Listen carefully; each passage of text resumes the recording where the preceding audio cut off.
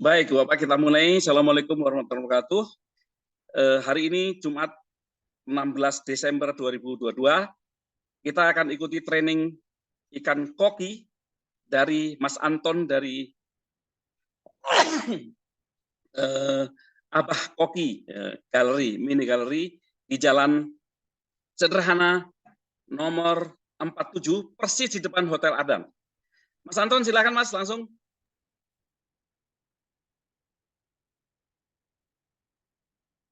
Belum keluar suaranya?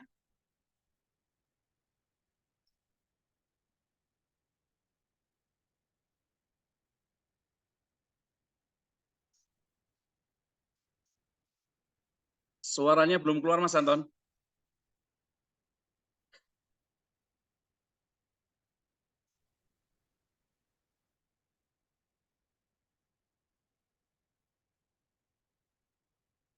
Atau mungkin di logout terus login lagi kali Mas Anton.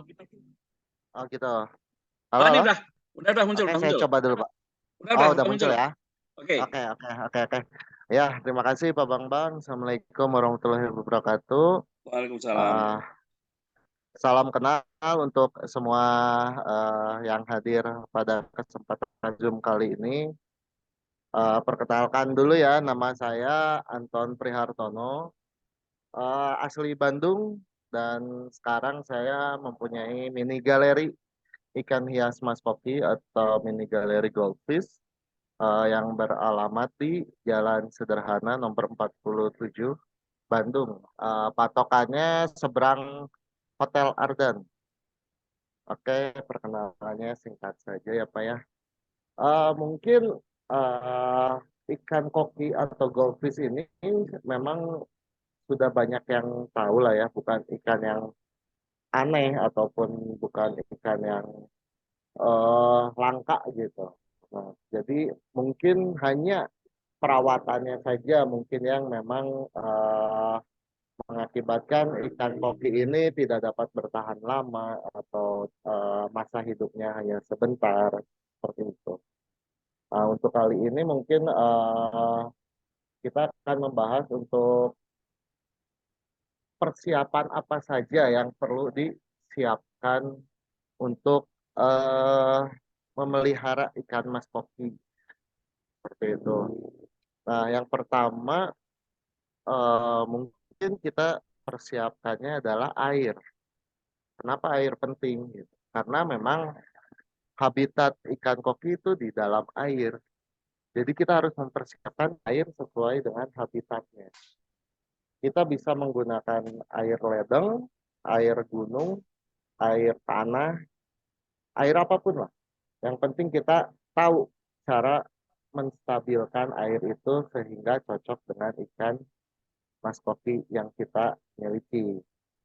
Salah satu syaratnya adalah misalkan kalau ikan air ledeng atau ikan air tanah atau air gunung pun alangkah lebih baiknya kita menyiapkannya 1 hari sebelum, itu minimal supaya misalkan kalau kita seperti contoh di galeri saya ini menggunakan air ledeng. Uh, untuk air ledeng sendiri treatmentnya saya siapkan penampungan atau toren lah, dan di toren itu saya sudah siapkan aerator atau gelembung untuk menghilangkan kadar favorit itu sendiri yang berasal dari ledeng itu. Nah, setelah itu baru kita setelah sehari kita endapkan, baru kita isikan ke akuarium. Setelah itu kita siapkan media filter, sirkulasinya, penyaringannya, dan yang paling penting adalah aerator itu sendiri. Karena ikan mas koki itu sangat-sangat membutuhkan pasokan oksigen yang banyak. Nah, setelah itu, setelah semuanya siap, kita mulai pasti kita hunting ikan nih. Entah itu ke pasar, entah itu ke farm, atau ke hoki itu biasanya banyaknya di orang-orang yang membuka usaha jual ikan mas koki itu banyaknya di rumah-rumah biasanya. Nah, kita mulai hunting ikan. Nah, setelah kita mendapatkan ikan yang kita inginkan, salah satu tahap yang paling penting adalah aklimasi. Aklimasi itu penyesuaian suhu ya antara air yang di dalam kantong plastik yang berisi ikan dengan air yang di akuarium kita.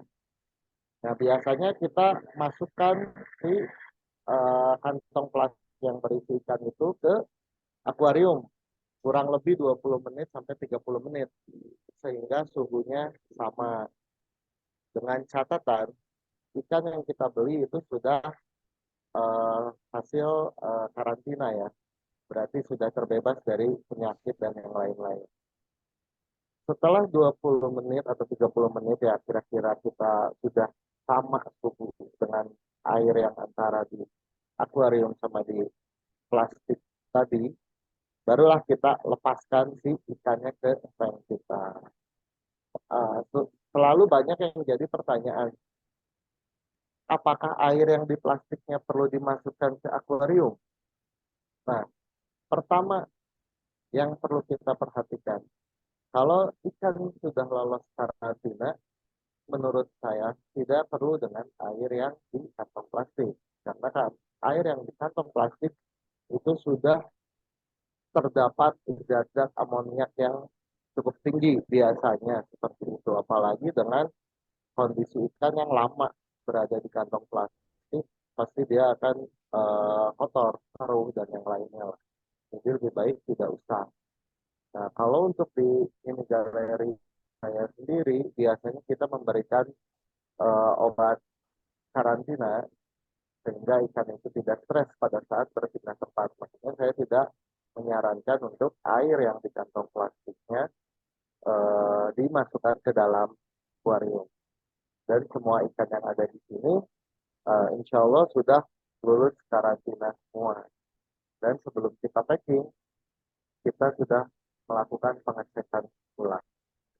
Nah, pertama, setelah kita memasukkan ikan ke dalam akuarium kita, biasanya akan ada muncul masalah-masalah yang apa ya, yang dijumpai ya, kayak seperti ikan itu begitu masuk tidak langsung aktif atau tidak bergerak gitu, cenderung pasif. Itu dikarenakan perubahan dari air itu sendiri. Tapi tidak perlu khawatir selama akuarium kitanya sudah uh, sesuai dengan yang kita ikan butuhkan, misalkan filternya, ada aeratornya atau gelembungnya, uh, akan berangsur-angsur si ikan itu mulai aktif. Dan patut yang diperhatikan, jangan langsung memberikan ikan itu makanannya. Karena kan kita pasti udah gatal ya, kita datang ikan baru, kita pengennya langsung memberikan makan gitu kan. Tapi alangkah lebih baiknya itu dihindari. Karena si ikan masih beradaptasi dengan air yang ada di akuarium yang kita miliki. Biasanya 1 kali 24 jam. Atau misalkan walaupun datangnya misalkan sore atau malam, bolehlah pagi-paginya baru kita mulai makan dengan takaran yang sedikit dulu seperti itu. Nah, itu mungkin untuk tahapan awal ya, tahapan awal untuk eh, gimana sih cara kita mempersiapkan tank untuk ikan koki kita dan cara memasukkan ikan koki ke dalam tank yang kita miliki gitu. Itu tahapan awalnya ya. Mungkin kalau untuk yang lain-lainnya mungkin kita bisa sekalian tanya jawab di sini aja, kita sekalian sharing-sharing aja di sini mungkin seperti itu, Bapak. Baik, Mas Anton, terima kasih. Ibu Bapak, silakan kalau ada pertanyaan. Jadi tahapannya tadi menyiapkan air, ya, menyiapkan airnya, kemudian hunting ikan. Ketika sudah dapat, nah aklimasi setidaknya 20 menit gitu ya. Dan selanjutnya setidaknya dalam waktu 24 jam jangan dikasih makan dulu. Dan kita nggak usah khawatir ketika ikan baru dimasukkan itu tidak terlalu lincah karena dia masih penyesuaian air lama ke air baru. Silakan kalau ada pertanyaan, silakan. Saya Pak Bambang. Monggo silakan Pak. Assalamualaikum warahmatullahi wabarakatuh. Waalaikumsalam. Terima kasih atas kesempatan yang diberikan. Perkenalkan dulu Mas Anton, saya Ismoyo, domisili Bangkalan, Madura. Oh iya Pak, salam kenal Pak. Lumayan jauh. Aslinya dari Jogja tapi Mas. Oh gitu, ya. Nanti untuk teknis mungkin bisa sambil jalan dipelajari ya. Cuma saya ada pertanyaan yang cukup menggelitik di benak saya. Iya boleh Pak. Mengapa kok ikan koki gitu pilihan Mas Anton yang istilahnya yang dibudidayakan dan diperdagangkan ya, kan di situ di galerinya juga menjual ya. Iya betul. Kok enggak yang lain koi atau apa namanya lohan kan yang unik-unik atau gimana? Kalau koki itu setahu saya sejak dari kecil sudah lazim gitu loh istilahnya. Nah pertanyaan saya apa keistimewaan atau keunikan koki ini dibanding ikan hias yang lain gitu loh. Kalau koi kan belang-belangnya atau gimana, kalau lohan kan mungkin nanti dari jenongnya yang makin ekstrim tuh makin mahal gitu kan. Nah, kalau koki ini uniknya di mana gitu. Kemudian harga pasarnya itu dia apa memang mempunyai nilai plus dibanding ikan hias pada umumnya gitu. Kemudian yang kedua pertanyaan saya, kalau tidak salah itu bentuknya itu mirip-mirip komet ya Mas Anda ini. Kebetulan kemarin saya juga pulang pas hari Minggu kemarin ini. Hari Minggu belum beberapa hari yang lalu tuh pulang ke Jogja. Adik saya itu senang berternak seperti Pak Bambang gitu, unggas. Iya Pak. Nah, kok pas Pak Bambang buka di grup itu ikan kokinya Mas Anton, adik saya juga pelihara gitu loh. Cuma kan belum ada trainingnya belum jalan, jadi saya belum banyak ngobrol dengan adik saya. Oh, dia pelihara Mas Koki ya panggilannya juga ya kan Mas Koki. Iya betul. Wah itu Mas Anton pertanyaan saya. Kenapa Oke. Koki? Apa Ya. nilai plus harga pasarnya? Terima kasih. Assalamualaikum warahmatullahi wabarakatuh. Waalaikumsalam. Terima kasih banyak Pak Ismoyo. Jadi kalau secara pribadi jujur kalau memang saya bukan pencinta ikan mas koki untuk awalnya Pak. Saya itu pencinta ikan hias predator justru. Nah, cuman seiring berjalannya waktu, ternyata kan kita perlu sesuatu yang hobi yang menghasilkan income, itu. Nah, di predator karena saya suka, saya tidak berani menjual gitu Pak. Jadi hanya sebatas saya suka, saya keeping, ya sudah, saya rawat. Kalau ikan koki, kenapa saya milih ikan koki untuk di bisnis saya? Setelah saya survei, salah satu ikan yang harganya stabil, peminatnya stabil. Ada yang berguguran, ada yang tumbuh. Seperti itu, Pak. Beda dengan seperti kayak yang Bapak sebutkan lah, lohan, atau yang kemarin-kemarin atau yang sekarang lagi booming, misalkan untuk predator itu cupang atau cana ya. Untuk cupang pada saat booming, mungkin harga bisa jutaan, Pak. Tapi sekarang sudah mulai turun, drop harga. Kenapa seperti itu? Setelah saya melakukan riset pasar, ternyata breeding ikan cupang itu sangat mudah, tidak memerlukan lahan yang luas. Home industry pun bisa. Dan yang menjual itu, sekarang dengan bermodalkan media dan toples-toples, itu sudah bisa berjualan ikan cupang. Jadi, hemat saya itu, wah pasarannya barang akan banyak, peminat akan makin sini akan semakin turun kalau tidak dimotivasi dengan kontes-kontes seperti itu. Dan memang terbukti sekarang ikan itu banyak beredar, saya pun kenal beberapa petani ikan cupang yang memang akhirnya ya mereka jual seadanya seperti itu. Karena daya tahan hidup ikan cupang kan tidak sesulit memelihara ikan koki ya. Eh, Perlu aerator dan filter dan yang lain-lainnya sehingga yang berjualan pun menjamur Pak gitu. Seperti hukum ekonomi alam lah gitu ya. Semakin banyak barang ya harga akan semakin murah. Nah, terus kenapa saya memilih ikan kopi? Tidak untuk membreeding itu mudah. Lahan oke lah. Kita tidak punya lahan luas, lahan sempit pun kita bisa manfaatkan. Tapi akan mempengaruhi hasil dari kualitas ikan kopi tersebut. Untuk kualitas kita membagi jadi 3 segmen. Pertama kita bilangnya kualitas common grade atau pasar atau kelas pemula. Yang kedua kita bagi ke kelas fancy grade atau kelas mewah. Dan yang paling tingginya adalah show quality grade. Itu untuk kualitas kontes. Nah, jika kita tidak punya lahan yang memadai, kita akan sangat sulit untuk menciptakan ikan-ikan yang berkualitas super.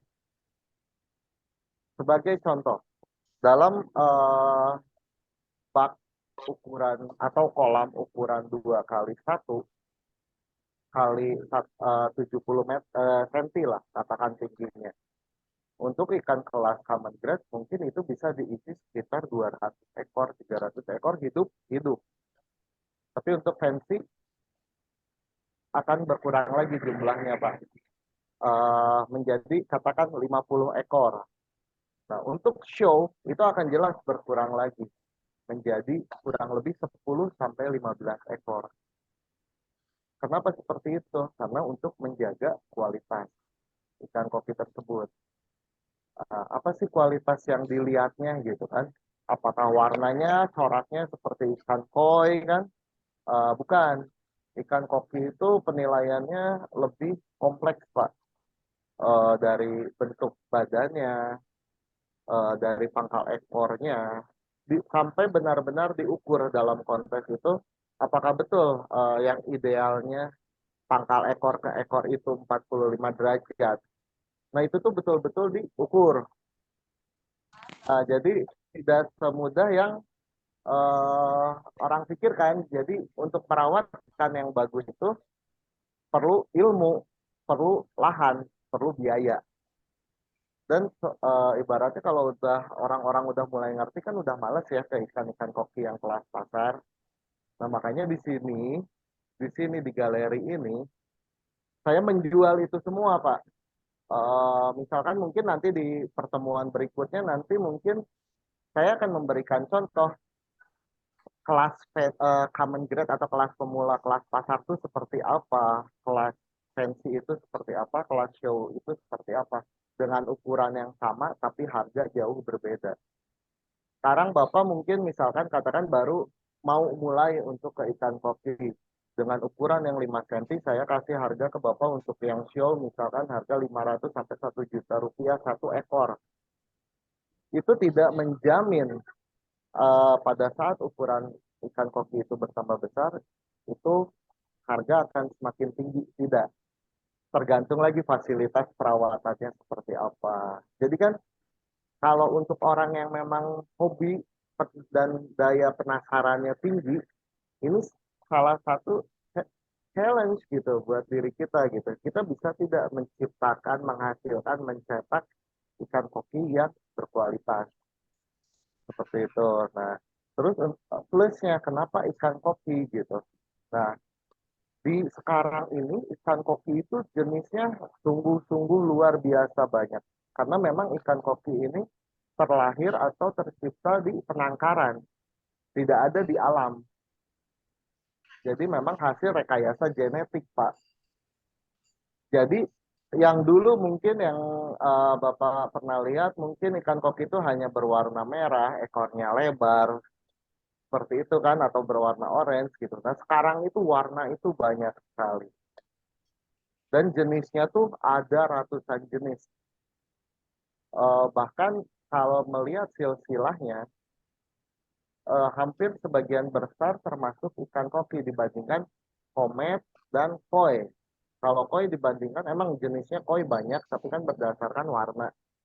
Kalau ikan koki itu berdasarkan bentuk, Pak. Untuk ryukin, demekin, oranda, dan rancu itu berbeda-beda. Belum lagi ke tosakin, belum lagi ke mor, belum lagi ke mutiara, belum lagi ke celestial eye. Banyak sekali untuk jenis ikan mas koki. Nah, jadi salah satu plusnya ya ragamnya banyak, Pak, gitu. Nah, terus kemudian untuk harga jualnya kalau saya pribadi di sini itu kita menjual bahkan ada yang harga 5.000 sampai jutaan. Jadi untuk harga cenderung stabil, Pak, apalagi mungkin yang memang sudah pemain-pemain koki yang mahir, harga jutaan, puluhan jutaan itu tuh tidak masalah selama memang ikannya bagus gitu. Jadi eh, harga stabil, Pak, seperti itu dibandingkan dengan ikan-ikan yang lain lah, sana, cupang atau lohan seperti itu kan. Dan eh, enaknya lagi kalau di sini tuh ikan koki itu orang-orangnya apa ya, welcome gitu, Pak. Di komunitas-komunitasnya enak, kontesnya juga rutin seperti itu. Terus untuk salah satu plusnya dan harga jualnya, kenapa saya ada sampai ke show atau kontes, ya saya salah satunya itu untuk ladang saya jualan, ya di situ, Pak. Misalkan saya sedang mengurus atau grooming ikan yang untuk kontes. Pada saat saya ikutkan kontes dan juara, saya bisa langsung jual di situ. Karena memang pemburu-pemburu ikan koki yang kualitas bagus, pasti mereka berburunya di tempat-tempat kontes, Pak. Seperti itu. Jadi memang kenapa saya koki, ya setelah saya riset pasar, ya memang sangat menguntungkan. Dan paling penting kan kalau di bisnis itu kestabilan atau eh, prospek kedepannya seperti apa gitu kan. Jadi ya menurut saya koki itu ya termasuk ikan yang stabil gitu, Pak. Dan sebetulnya tidak susah untuk dipelajari sebetulnya. Seperti itu mungkin Pak Ismoyo. Ya, terima kasih. Jadi bukan hanya tren sesaat gitu ya, Mas Anton ya. Ya, betul Pak, betul. Jadi memang long life lah gitu untuk bisnisnya juga gitu. Seperti itu. Secara secara sederhananya antara koki dengan komet ini dari sisi apa, Mas Anton? Kalau komet itu memang sekarang sudah ada, saya ikutin perkembangan komet, memang sudah ada juga Pak untuk yang kelas kontes yang seperti kelas kontesnya. Cuman untuk orang-orang awam mungkin masih dibilangnya ikan komet itu ikan murah gitu kan. Dan apa ya, karena udah image-nya seperti itu, nge-up-nya salah, agak-agak sulit mungkin ya. Makanya tujuan saya membuka mini galeri, saya ikut kontes dan komunitas-komunitas itu ya seperti ini, Pak. Saya pengen mengenalkan ikan koki itu bukan ikan murah gitu, Pak. Kalau memang kualitasnya dan keindahannya berbeda. Makanya nanti pasti saya akan kasih lihat di lain kesempatan perbedaan ikan berdasarkan kelasnya, Pak. Jadi sangat signifikan sekali, Pak, bedanya itu, Pak, gitu. Jadi ya kalau komet, ya menurut saya mungkin orang-orang atau komunitasnya belum begitu gercep mungkin ya, Pak, ya, gitu. Sebetulnya kalau ada yang memang pionir-pionirnya juga akan booming juga sebetulnya gitu. Kan pionir untuk ikan mas koki yang terbesar itu kan ada KMKI sama IGS ya, seperti itu. Nah, mereka tuh sangat-sangat sekali gencar mengadakan eh, pelatihan, apa informasi-informasi disebarkan, dan yang paling penting adalah kontes, di mana kontes itu bisa meningkatkan daya tarik untuk orang-orang supaya memiliki atau memelihara ikan koki, Pak. Untuk di koki sendiri, pionir-pionir tersebut, dua pionir itu hampir sebelum COVID itu hampir rutin, Pak, setiap bulan dan keliling Indonesia, Pak. Dan alhamdulillahnya, misalkan ikan koki petani terbesar itu di Tulungagung, mereka pun support. Setiap ada kontes dimanapun mereka akan terjun untuk menurunkan ikan-ikan super mereka. Komunitas-komunitas yang lainnya pun tidak hanya diam gitu, ikut mensupport untuk acara itu berlangsung, Pak. Jadi alhamdulillah selama yang saya ikutin di kontes itu nggak pernah kosong. Jadi orang-orangnya pun sangat antusias gitu untuk memperkenalkan ikan koki ini ke masyarakat Indonesia gitu, Pak. Seperti itu. Baik, Mas Anton. Saya nambahi Pak Ismoyo. Saya awam nih, jadi kita sama-sama jadi muridnya Mas Anton. Saya lihat sekilas itu ikan koki itu cantik, ya cantik. Terus gerakannya itu apa namanya, karena sirip-siripnya itu kan banyak tuh, jadi apa ya, bahasa Jawanya tuh krembiah-krembiahnya tuh cantik banget ya. Kalau kita lihat di galeri Mas Anton itu apa namanya, gerakan koki itu dinamis sekali. Maksud saya dibandingkan dengan ikan arwana misalnya, itu kan diem saja ya. Ya kalau saya pribadi itu kok kurang menarik gitu, ikan diem saja kayak ikan buaya itu kan juga gitu, apanya Ya, menarik gitu kan. Memang kalau kalau ikan arwana itu pas beloknya gitu kan kelihatan cantiknya gitu, oke. Tapi kalau koki ini warnanya tuh banyak sekali ya, coraknya banyak sekali dan dinamis. Dan harganya ya, itu ya seperti Mas Anton bilang tadi, dari 5.000 sampai jutaan. Ya, ini waktu saya ngobrol sama Mas Anton tuh, yang Mas Anton punya itu paling mahal 2 juta. Artinya misalnya dibandingkan ikan koi misalnya, koi itu kan yang saya pernah datangi itu satu ikan 120 juta. Nah, itu kalau 120 juta itu kita bikin bikin akuarium seperti Mas Anton itu mungkin dapat berapa ratus ikan kan gitu. Itu saya sebagai awam itu menarik memang, apa namanya, cantik lah. Bikin akuarium itu kan kalau apa ya, suasana ikannya itu meriah gitu kan menyenangkan sekali. Nah, ini tadi tambahan saya, sebentar ini ada pertanyaan dari Ibu Ibu Tias ya. Pertanyaannya, untuk air tanah apakah perlu diendapkan dulu, Pak? Itu Mas Anton. Pertanyaan Bu oh Tias, ya, silakan.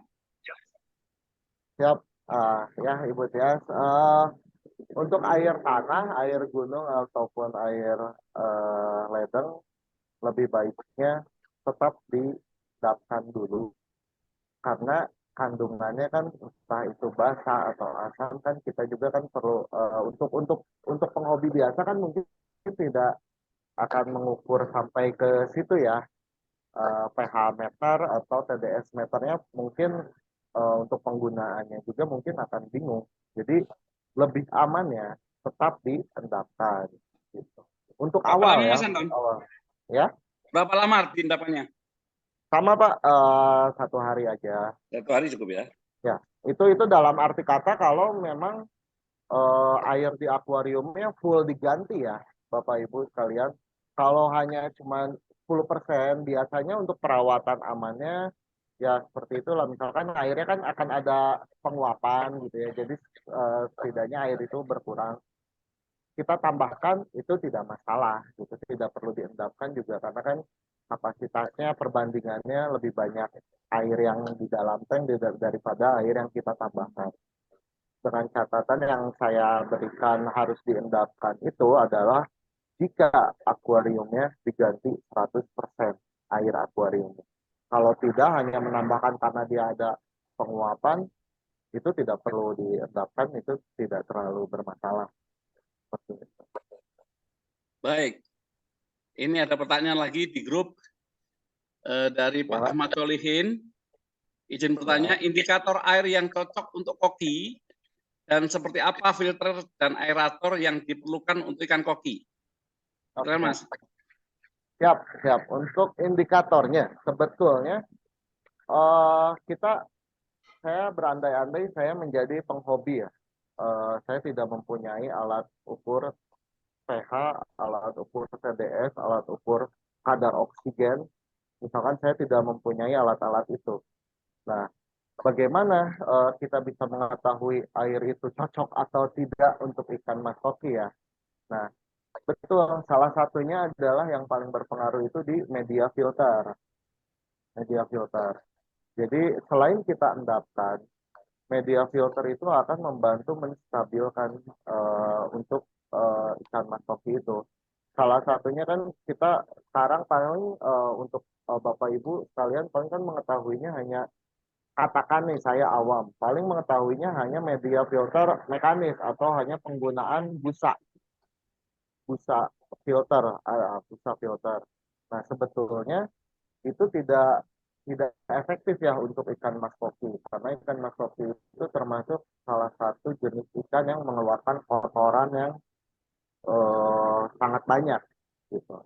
Jadi untuk menstabilkan eh, air yang cocok untuk ikan mas koki adalah salah satunya adalah kita memiliki media filter biologis di mana yang kita bisa gunakan. Saya akan membahas media-media filter yang saya pakai ya, yang long life lah. Jadi ibaratnya yang tidak ada lifetime-nya gitu. Yang saya pakai adalah karang jahe dan kristal bio. Ataupun bisa saya tambahkan oyster atau kulit kerang. Nah, si karang jahe itu fungsinya ya itu Pak dan Ibu sekalian untuk menstabilkan pH air. Dan itu sangat cocok sekali digunakan di ikan hias mas koki. Oyster pun sama, itu untuk menstabilkan pH air. Mereka sama-sama dari laut ya. Karang jahe itu pun dari laut, oyster itu kerang pun dari laut. Jadi setelah kita cuci bersih, baru kita masukkan ke filter kita, itu akan menstabilkan pH. Terus kemudian aerator ya, aerator gelembung. Ibaratnya harus kencang gitu. Karena butuh ikan mas koki itu dia mempunyai gelembung udara. Jadi gelembung udaranya harus selalu terbaharui gitu ya di dalam dirinya. Jadi kalau ciri-ciri ikan koki yang kurang oksigen dia akan berada di posisi di atas air di atas di permukaan ya. Dia akan di atas, dia akan mangap-mangap seperti itu. Jadi berarti itulah ciri-ciri yang kurang oksigen gitu kan. Jadi otomatis aerator itu penting dan harus besar. Ada pertanyaan lagi, apakah bisa merusak sirip-siripnya ikan koki? Ya, secara alamiah yang namanya ikan itu akan mengejar arus. Cuman kan kita membahasnya untuk ikan mas koki. Ikan mas koki itu sebetulnya tidak boleh ada arus. Karena supaya badan ikan mas kokinya bulat, bukan memanjang seperti koi atau komet gitu. Tapi hanya sekedar batas aerator itu masih aman. Makanya mungkin Bapak Ibu sekalian kalau misalkan lihat-lihat di YouTube atau apa untuk para keeper untuk ikan mas koki ini jarang sekali yang menggunakan air terjun ya. Seperti koki kan filter atau di kolamnya kan pasti air terjun. Beda lagi dengan ikan mas koki, kita menggunakan mushroom. Jadi sehingga tidak menimbulkan arus, menciptakan mikrobubble oksigen, dan tidak berisik gitu. Makanya kalau misalkan Bapak Ibu sekalian sering lihat-lihat di YouTube gitu kan, pasti beda lah gitu untuk ikan mas koki itu dia menggunakan mushroom bukan waterfall gitu. Jadi kalau misalkan udah menggunakan waterfall, mushroom, memang menciptakan mikrobubble, tapi tetap saja saya pribadi, saya tetap menambahkan aerator. Jadi kapasitas aerator harus seperti apa? Ya harus banyak, harus kencang. Seperti itu mungkin Pak. Baik. Alhamdulillah ini. Ibu Bapak nanti di grup akan saya umumkan untuk membuat pertanyaan-pertanyaan. Karena apa? Sebenarnya banyak sekali peminat, hampir 50, tapi ini yang hadir paling 11 orang ya.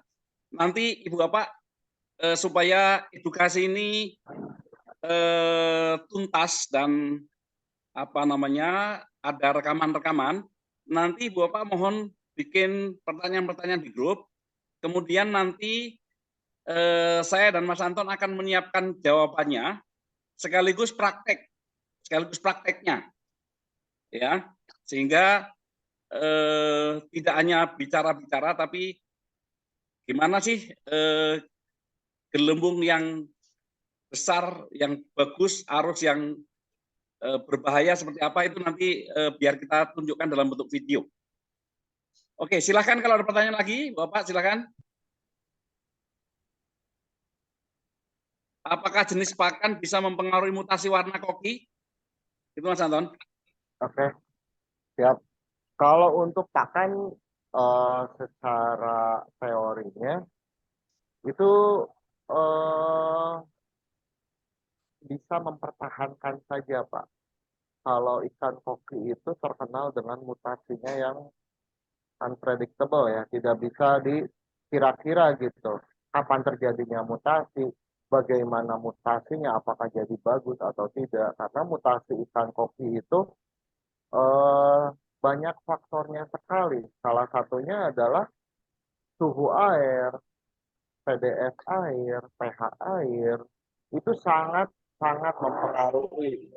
Bahkan dari background akuarium kita saja sangat mempengaruhi untuk mutasinya si ikan tersebut, mutasi warnanya. Jadi kalau nanti mungkin saya tunjukkan kenapa di sini galeri saya semua backgroundnya gelap, yaitu ada salah satunya saya menjaga supaya mutasinya ke arah yang lebih bagus gitu Pak.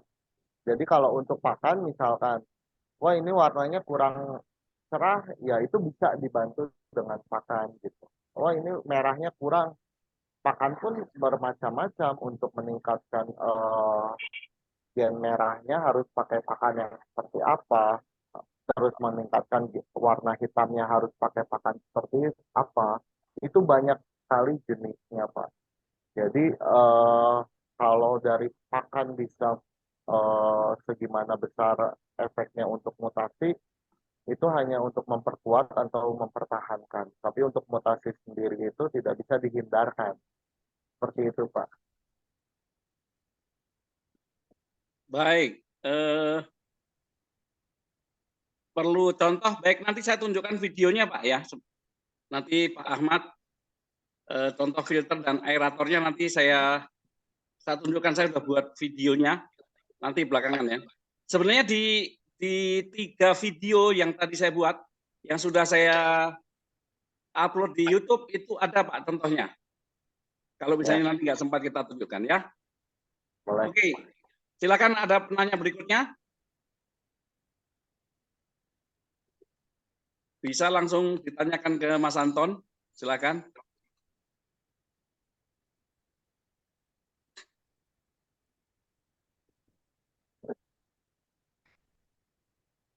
Mungkin sambil menunggu yang mau bertanya juga, informasi untuk ikan koki di galeri saya ini 100% lokal. 100% lokal, Ibu Bapak. Jadi di sini tidak ada genetik yang import. Seperti itu. Kenapa tidak pakai import? Karena lokal pun menurut saya sudah sangat luar biasa bagus. Seperti itu, Ibu Bapak. Bahkan kalau saya sering melihat di kontes, mungkin ada lah kalau memang import-import yang memang dari farm-farm terkenal itu, ya dia bisa juara juga. Tapi tidak selalu juga, bahkan lokal pun banyak banget yang juara. Bahkan orang-orang luar itu, salah satunya yang buyer saya yang memang khusus untuk yang ikan-ikan kualitas bagus itu, orang-orang dari Vietnam. Jadi orang-orang Vietnam itu sudah percaya ke orang-orang Indonesia itu, Orang Indonesia itu cenderung orangnya pemilih. Jadi ya itulah salah satunya keuntungan gitu. Kata orang Vietnam itu, saya percaya dengan pilihan Anda karena di Indonesia itu orang-orangnya lebih pemilih seperti itu. Untuk hal-hal yang memang orang-orang yang sudah mengartikan kopi. Mungkin untuk yang awam, pasti bilangnya akan lebih keren ikan impor dibandingkan lokal. Sebetulnya kalau secara kualitas, ikan lokal pun tidak kalah gitu Bapak Ibu. Ini hanya sekedar informasi ya. Jadi saya sendiri bangga dengan produk lokal gitu. Cuman brandingnya aja lah itu impor, ini lokal. Tapi kalau berani harga yang sama, mungkin kualitas menang yang lokal. Contoh, contoh kasus seperti ikan impor ibu bapak bisa beli dengan ukuran 7-8 cm mungkin 1,5 sampai 2 juta. Berani karena dengan label impor. Tapi kalau bapak ibu berani juga mengeluarkan kocek yang segitu untuk ikan lokal, mungkin bapak ibu sudah mendapatkan yang show quality.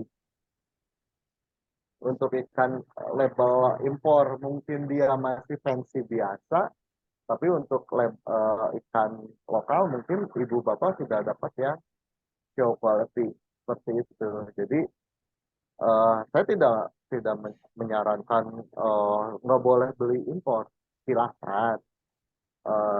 Cuman ya cara saya pribadi saya lebih cinta ke produk sendiri.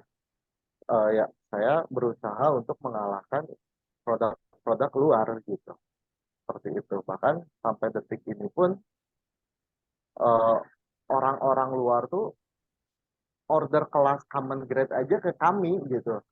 Bahkan sampai dengan jumlah yang ribuan, bahkan ratusan ribu ekor sebulannya itu kita ekspor keluar. Jadi kenapa mereka mau menerima ikan kita? Berarti kan kita sudah diakui oleh dunia juga gitu.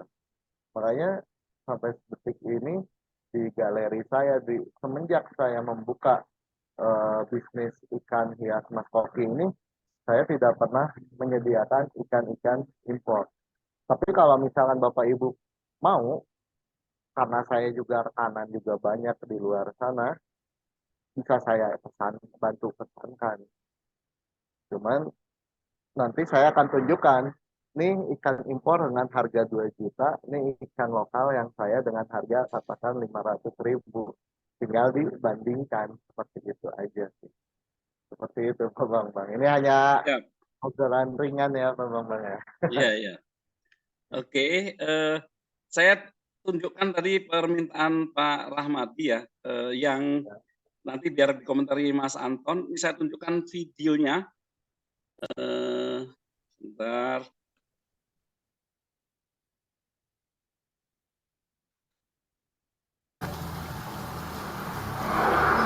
Nah, ini memang besar sekali ini apa namanya mushroomnya ya. Airnya seperti itu. Memang saya ini menyorot ikan, bukan nyorot khusus untuk aeratornya. Tapi memang aeratornya Mas Anton besar sekali nih. Silakan Mas Anton kalau mau nambah keterangan. Ya, ya Pak. Jadi kalau itu yang Bapak Ibu bisa lihat itu bukan aerator. Itu adalah salah satu contoh mushroom. Jadi dia menciptakan mikro bubble Pak. Jadi ini salah satu contoh yang nggak saya aktifkan untuk aeratornya Pak. Oke. Jadi contoh mushroomnya mungkin bisa dilihat, nanti saya akan kasih contoh juga. Iya, oke. Kalau ada yang nanya 4 data pribadi, tolak dengan anggun. Oke. Sebentar. Oh, kita kembali lagi. Silakan kalau ada pertanyaan berikutnya. Jadi tadi itu bukan aerator ya, Mas? Bukan Pak. Itu lebih ke mushroom lah. Contoh mushroomnya mungkin bisa dilihat seperti ini lah ya, kalau terlihat. Nah, itu. Oh, yang itu yang di atas ya? Ya, betul. Ya. Jadi menciptakan micro bubble gitu. Iya. Yang aeratornya ada nggak contohnya, Mas? Tadi saya lihat. Aerator mungkin saya pakai mesinnya yang sentral seperti ini, Pak. Di sini agak susah sih kelihatannya.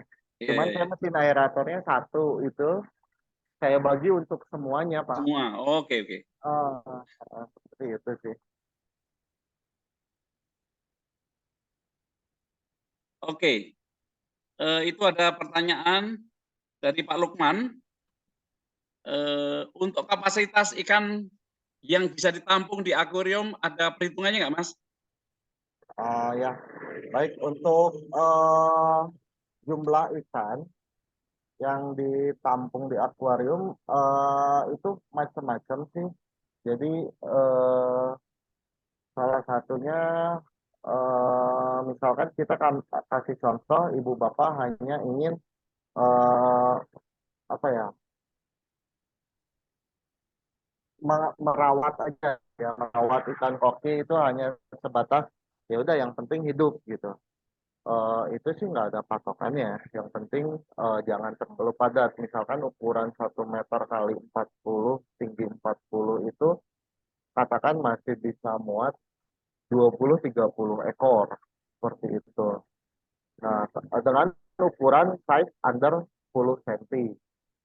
Nah, tapi kalau misalkan ibu bapak pengen mencoba membesarkan ikan gitu ya dengan cepat atau dengan normal gitu. Itu ada perhitungannya sendiri, Pak. Jadi untuk satu ikan untuk jenis oranda itu 25 cm persegi. Jadi misalkan kita tinggal bagi aja, misalkan kita punya akuarium ukuran 1 meter kali 1 meter lebar 50, tinggi 50. Itu kita bisa hitung 25 persegi untuk satu ekor. Berarti kan sekitar 1, 2, 3, 4, 8 itu idealnya berarti sekitar 12 ekor. Karena kan air nggak mungkin full sampai 50 cm. Pasti kan akan kurang 5 cm atau 10 cm. Seperti itu. Jadi itu normal. Tapi kalau misalkan supaya lebih ikan kokinya lebih cepat besar, kita bisa berikan space yang lebih besar 2 kali lipat. Misalkan yang tadi saya berikan ukuran untuk satu ikan mas koki itu membutuhkan space 25 cm persegi kubus. Nah, kalau kita pengen lebih cepat, ya kita bisa tambahkan jadi 50 cm persegi kubus gitu untuk satu ekor. Jadi misalnya punya akuarium 1 meter kali 50 kali 50, ya maksimal 8 lah seperti itu, 8 ekor untuk dari size under 10 cm gitu. Nantinya akan semakin besar, otomatis akan dikurangin lagi. Apalagi kalau misalkan gen ikan tersebut gen ikan jumbo gitu yang bisa ukuran yang seperti di galeri saya yang ada sampai 23 cm, itu harus diberikan space lebih besar lagi untuk dia bisa menambah sampai ke ukuran misalkan katakan 25-27 cm, bahkan yang pernah saya rawat itu bisa sampai ke 30 cm gitu untuk ikan mas kopi oranda seperti itu. Jadi untuk patokannya minimalnya atau standarnya saya anjurkan di 25 cm persegi untuk satu ekor. Seperti aja itu aja sih, tinggal nanti kita ukur aja akuarium kita ukur berapa, ya dibagi-bagi dengan kubus 25 cm ya berarti ya sekian ekor seperti itu kalau. Iya. Silahkan kalau ini ada pertanyaan lagi. 1 tahun yang lalu saya bikin aquascape. Pak Susri Alfuadi ya Pak Adi. 1 tahun yang lalu saya bikin aquascape. Sampai hari ini paling cuma nambahin air. Air tetap bening, tapi dinding kaca tetap berlumut. Lama-lama capek bersihin kacanya. Oh ya, aquascape saya nggak pakai aerator. Mohon petunjuk, Mas Anton. Oke, kalau untuk aquascape sendiri sebetulnya sama Pak, untuk basicnya seluruh akuarium itu pasti dindingnya akan berlumut. Walaupun airnya jernih ya, karena di kita juga kan menggunakan lampu UV alga killer juga gitu kan, supaya si air yang di dalam akuarium itu tidak hijau atau tidak tumbuh alga. Dan salah satunya untuk pakai kelebihan menggunakan UV itu adalah membunuh bakteri. Nah, seperti itu. Tapi untuk kaca sendiri itu pasti akan berlumut, pasti akan berlumut. Jadi tidak ada cara lain selain disifon, dilap lagi. Pakai magnetika atau pakai manual, pakai tangan itu bebas. Cuman tidak ada cara untuk menghindari supaya dinding akuariumnya atau bagian depan lah terutama supaya tidak berlumut, itu pasti berlumut. Seperti itu aja infonya. Terus untuk aquascape tidak menggunakan aerator, ya lebih cenderung ke menggunakan oksigen sebetulnya, karena aquascape kan tumbuhan hidup juga ya, dan sangat tidak cocok untuk ikan mas koki juga, walaupun ukuran ikan mas kokinya kecil, karena ikan mas koki termasuk pemakan segala. Jadi bisa-bisa aquascape-nya hancur, habis tanamannya gitu sama ikan mas koki gitu. Karena sebetulnya kalau misalkan kita nanti mungkin suatu saat saya tunjukkan contoh yang di mana farm saya berada, itu ada semua bak fiber palutnya itu dinding-dindingnya kecuali kaca depan itu semua saya sengaja buat berlumut supaya apa? Supaya itu bisa difungsikan untuk snack sebagai snack atau cemilan untuk ikan mas koki tersebut. Dan ada plusnya lagi sebetulnya kalau dinding kiri kanan belakang atau bawah kita berlumut udah tebal tapi tidak seperti rambut ya, jadi seperti rumput lah, seperti lapangan bola, itu sebetulnya ada kelebihannya lagi, dia menciptakan oksigen sendiri di lumut tersebut. Jadi manfaat lumut sebetulnya bagus. Perbedaannya lumut sama alga kan dia berenang, kalau lumut kan di dinding seperti itu. Nah jadi kalau berlumut atau aquascape, ini kita kasusnya aquascape, ya saya tidak rekomendasikan untuk diisi ikan koki karena akan dijadikan snack itu tumbuhan-tumbuhannya seperti itu. Kalau untuk di dinding depannya supaya tidak berlumut sih belum belum belum ada ya caranya ya, karena memang setahu saya pasti berlumut semua sih Pak. Mungkin itu Pak. Oke, baik.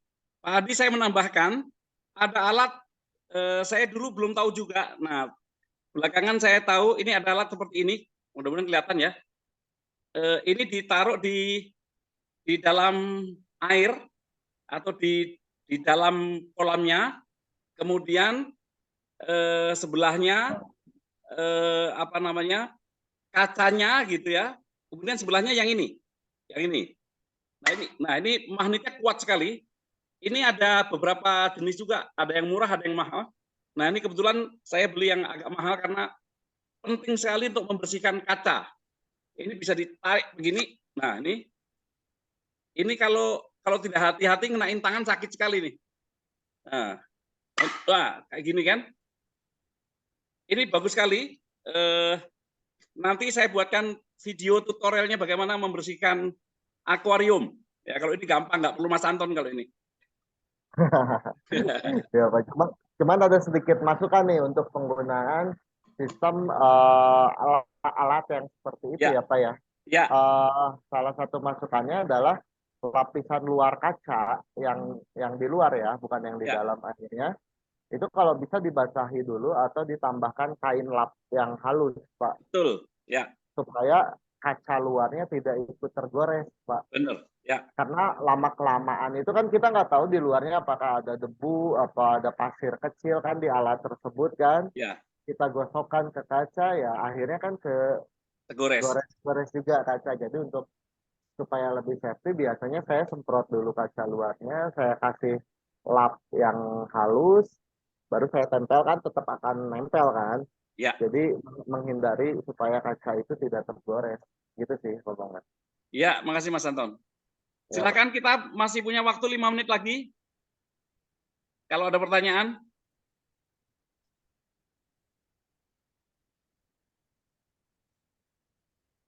Ya, oke.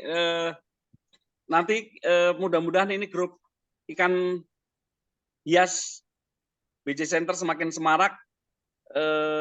Insya Allah nanti sekali lagi saya katakan, Ibu Bapak silakan tulis pertanyaan-pertanyaan. Nanti biar saya sama Mas Anton menyiapkan jawabannya dalam bentuk video misalnya ya. Oke, Bu Pak Adi, terima kasih. Oke, sama-sama Pak. Oke, kalau tidak ada lagi, kita cukupkan.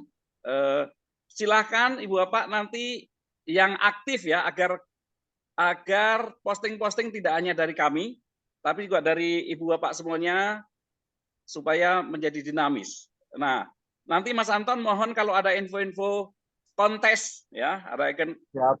kontes di mana mohon diinfokan di grup agar Siap. kalau saya lihat ini potensi bisnisnya menarik ya, modalnya tidak terlalu besar. Nah, saya lihat kalau di kantor-kantor BUMN, bank dan sebagainya itu saat ini yang lazim itu baru penyewaan anggrek.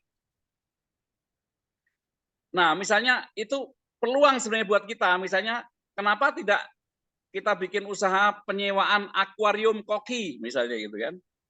Itu cantik loh, cantik sekali. Ya penyewaan kadang-kadang kan kalau di kantor-kantor gitu kan orang nggak ada yang sempat ngurus. Atau kalaupun sempat ngurus nggak bisa ngurusnya.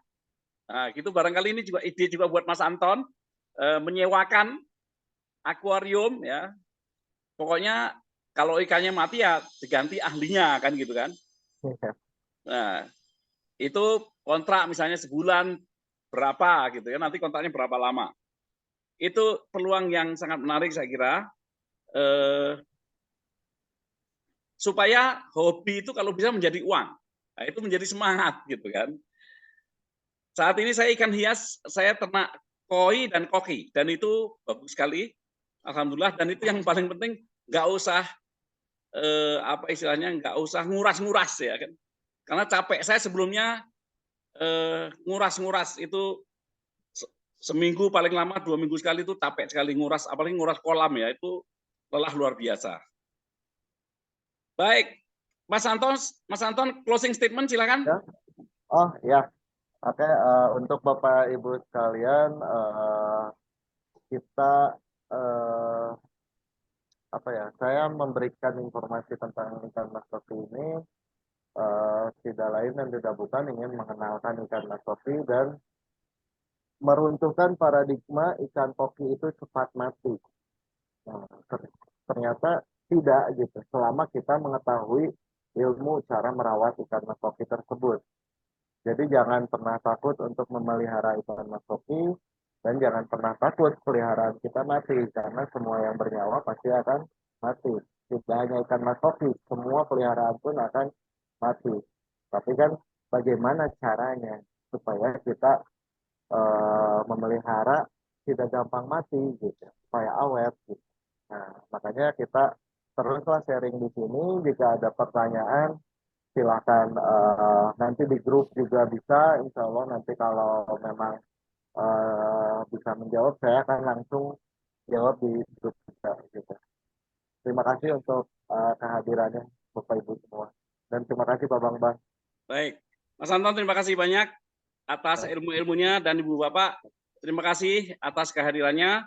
Semoga grup ikan sehat semakin berkembang dan syukur-syukur mudah-mudahan kita juga bisa memetik rezeki juga dari ikan koki. Terima kasih banyak. Assalamualaikum warahmatullahi wabarakatuh. Waalaikumsalam warahmatullahi wabarakatuh. Assalamualaikum warahmatullahi wabarakatuh.